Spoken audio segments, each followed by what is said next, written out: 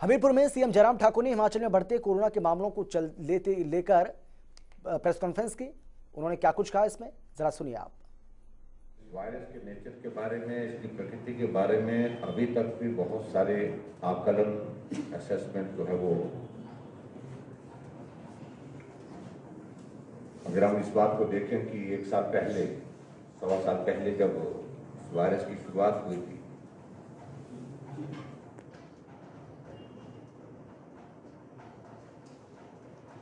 लेकिन उसके बावजूद लोगों के बीच में एक दहशत का माहौल, एक आज के दौर में अगर हम इस बात को कहें कि इस वायरस में और 1 साल पहले के वायरस में इसका समाज पे क्या, हमारा समाज इस संकट का सामना करने के लिए भी खड़ा है। इससे पहले मैं अगर और बात कहूं, मैं आप सबके माध्यम से हिमाचल प्रदेश के सभी भाई बहनों, क्योंकि लंबा अरसा हो गया इस वायरस के इस दौर का, लेकिन फिर भी उसके बावजूद जो है लोगों का इसमें बहुत बड़ा गति बहुत धीमी थी, और अब की बार इस संक्रमण की गति जो है वो बहुत तेज है, बहुत तेजी से संक्रमण फैला है।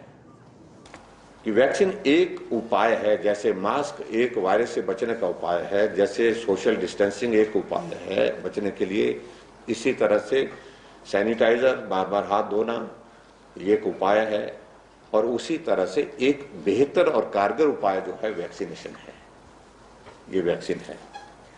तो इसलिए वैक्सीन का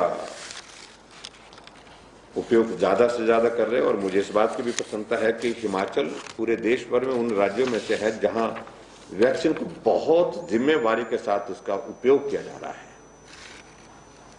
हिमाचल में 0% हमारी वेस्टेज है वैक्सीन की, ये हमारे लिए बड़ी खुशी की भी बात है, ये मैं आपके बीच में कहना चाहता हूं। तो मुझे इस बात की भी खुशी है कि यहाँ पर जो हमारा वैक्सीन का अभियान बहुत बेहतरीन ढंग से चल रहा है, और जो हमारा वैक्सीन का जो टारगेट था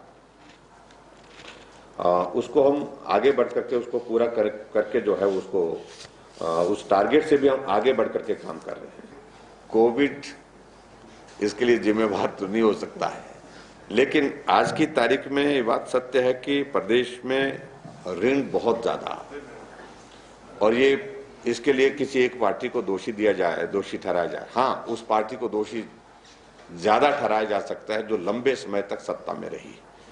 जब मुझे हिमाचल प्रदेश में 3.25 साल पहले सत्ता संभालने का अवसर प्राप्त हुआ, तो उस वक्त लगभग 48,000 करोड़ रुपए का ऋण हिमाचल के ऊपर था। तो इसलिए स्वाभाविक रूप से इस दौर में जो परिस्थितियां हैं, ऋण लेना किसी भी सरकार के लिए अब व्यवस्था है, चाहे ये है चाहे वो है, जो वर्तमान स्थिति है चाहे वो आने वाली परिस्थिति है। ये ऐसे विषय तो बहुत सारे हैं जहां मदद करने की मंशा जरूर है, लेकिन साधन और व्यवस्थाएं जुटेंगी तो आगे बढ़ करके निश्चित रूप से सोचा जा सकता है। लेकिन आज की परिस्थिति हमारे सामने जिस प्रकार की है, अभी तक इन सारी चीजों को के लिए आगे बढ़ना ये संभव नहीं हो पा रहा है। अभी हमने इस बजट में हमने अनाउंस किया है कि कोई भी मेडिकल कॉलेज जो है एमआरआई के और इसके सीटी स्कैन की सुविधा के बिना नहीं होंगे। और यहाँ हमीरपुर में अभी हाल ही में जाकर के जो पीपी मोड पर हमने सारा ये कर लिया है, उन्होंने साइट भी विजिट कर लिया है, प्लान भी कर लिया है, बहुत जल्दी यहाँ पर जो भाई मुझे लगता है कि इस दिशा में नहीं जाना चाहिए हमको। इस प्रश्न का किसने कहाँ इलाज करना है ये व्यक्तिगत निर्णय भी होता है, और इस पर ज्यादा टिप्पणी करना। लेकिन हिमाचल प्रदेश की व्यवस्थाएं हमारी स्वास्थ्य के क्षेत्र में काफी मजबूत हैं। ये दोनों मुख्यमंत्री क्या, बहुत सारे ऐसे लोग हैं जो हिमाचल प्रदेश में सरकारी व्यवस्थाओं में रह करके पहले भी ट्रीटमेंट कर चुके हैं। वीरभद्र सिंह जी भी और शांता कुमार जी भी कर चुके हैं। तो ऐसी सूरत में मुझे इससे ज्यादा कुछ नहीं कहना चाहता। मैं इतना जरूर कहना चाहता हूँ कि अभी तक की परिस्थिति, हमने कल जो मीटिंग की, मेरे पास सारी चीज को लेकर के आंकड़े भी हैं।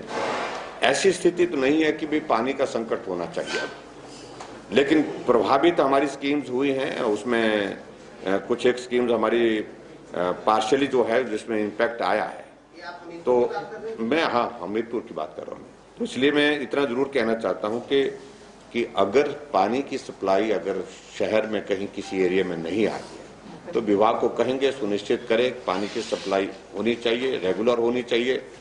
और अभी तक कम से कम ऐसी परिस्थिति नहीं है कि हमारे पास पानी का संकट है, पेयजल संकट जो है हिमाचल प्रदेश में है, और हमीरपुर में तो अभी की तारीख में बिल्कुल ऐसी